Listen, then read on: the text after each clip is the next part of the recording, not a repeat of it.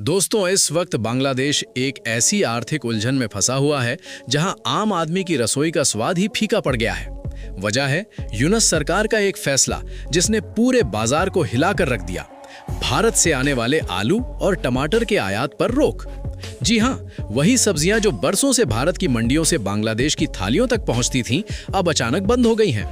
यूनुस सरकार ने नया रास्ता अपनाते हुए भारत की जगह पाकिस्तान और चीन से आलू टमाटर खरीदने का ऐलान कर दिया। लेकिन इस कदम के दो बड़े असर हुए। एक ओर भारत के किसानों को निर्यात घटने का झटका लगा, तो दूसरी ओर बांग्लादेश के बाजारों में दाम आसमान छूने लगे। अब वही आलू और टमाटर जो कल तक रसोई की जरूरत थे, आज लग्जरी बन चुके हैं। लेकिन असल कहानी सिर्फ महंगाई की नहीं, राजनीति की है। लंबे वक्त से भारत, सऊदी अरब और बांग्लादेश के बीच सब्जियों का व्यापार स्थिर था, मगर यूनुस सरकार ने रिश्ते बिगड़ने का जवाब व्यापारिक मोर्चे पर दिया। सितंबर से ही भारत से आने वाली खेप घटा दी गई थी और अब पूरी तरह रोक लगाकर यह संदेश दिया गया कि ये सिर्फ बाजार नहीं, राजनय की जंग है। जैसे ही ये खबर फैली, बाजार में कीमतें रॉकेट की तरह ऊपर उड़ी। ढाका की मंडी में जो आलू 30% किलो था, अब वो 60% तक पहुंच गया। टमाटर की कीमत तो सीधे 120% पार कर गई। लोग उम्मीद कर रहे थे कि यूनुस सरकार हालात देखकर अपना फैसला पलट देगी, लेकिन उल्टा हुआ, क्योंकि इस पूरे विवाद की जड़ कहीं और थी। भारत द्वारा शेख हसीना के प्रत्यर्पण से इनकार के बाद ही यूनुस प्रशासन ने भारत से सभी कृषि उत्पादों के आयात पर ताले जड़ दिए। ये कदम आर्थिक नहीं, पूरी तरह सियासी ऐलान था। मगर जनता कीमत चुका रही है।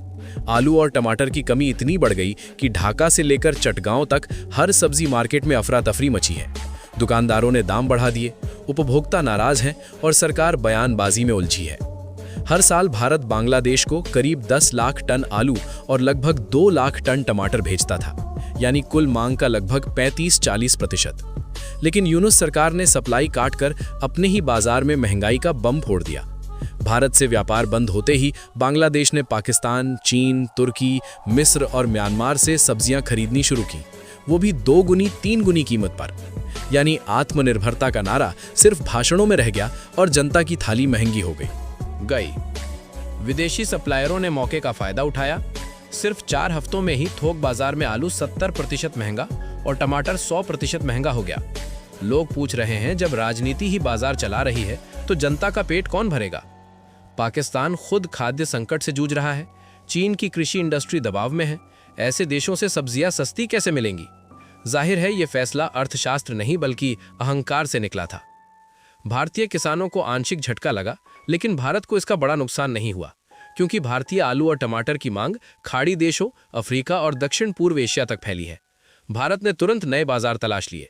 वियतनाम, श्रीलंका, यूएई, मलेशिया और सिंगापुर जैसे देशों में भारतीय सब्जियों की डिमांड रिकॉर्ड स्तर पर पहुंच चुकी है। विशेषज्ञ कह रहे हैं कि यूनुस सरकार का फैसला भारत को नहीं, खुद बांग्लादेश को ज्यादा चोट पहुंचा गया। जो आलू पहले 25 रुपए में आता था, वही अब पाकिस्तान या चीन से 50-60 रुपए में आ रहा है। जब आधी जरूरत विदेशों से पूरी करनी हो, तो एक छोटी सी नीति भी अर्थव्यवस्था हिला सकती है, और यही हुआ। अब बांग्लादेश का बाजार तापमान पर है, ऊंचे दाम, घटिया क्वालिटी और अनिश्चित सप्लाई। ढाका की सड़कों पर हर रोज यही 3 शब्द सुनाई दे रहे हैं। भारत की तरफ से स्थिति शांत और संयमित है। नई दिल्ली को भरोसा है कि उसकी सप्लाई चेन, प्राइस कंट्रोल और क्वालिटी पूरे दक्षिण एशिया में बेजोड़ है। वहीं बांग्लादेश के अंदर असंतोष बढ़ रहा है। जनता खुलकर कह रही है, सरकार ने देश के हित की जगह राजनीतिक बदले को प्राथमिकता दी है।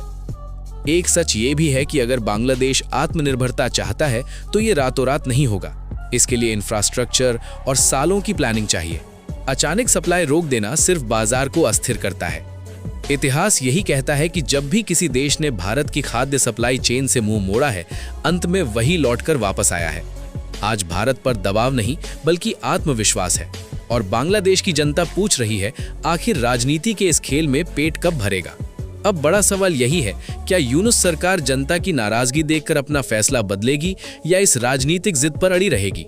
अब वक्त है सोचने का, क्या भारत को पड़ोसी रिश्ते निभाने चाहिए या फिर अपने हित में नई शर्तों पर व्यापार तय करना चाहिए?